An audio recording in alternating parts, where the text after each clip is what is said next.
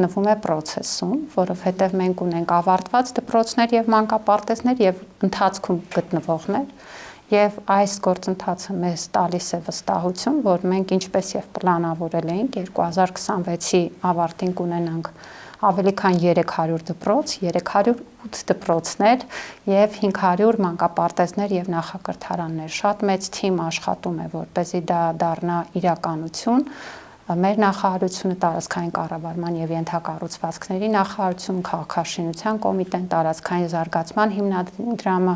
այս ամենը համակարգում է փոխվարչապետի գրասենյակը եւ այս մեծ թիմով իսկապես շուրջօրյա աշխատանք է արվում։ Եվ գիտեք ովքեր որ մեզ քննադատում են, որ դպրոց կամ մանկապարտեզ կառուցելուց բացի այլ բան չգիտենք, դա քննադատություն չի, դա կոմպլիմենտ է, որտեվ դպրոց կառուցել իմանալը նշանակում է, որ դու շատ բան ես պատկերացնում, շատ բան ես սովորել եւ կարողանում ես անել։ Դպրոցը ամենևին պարզ տեղ չի։ Դպրոց կառուցելը նշանակում է, որ դու բովանդակությունն էլ ես պատկերացնում։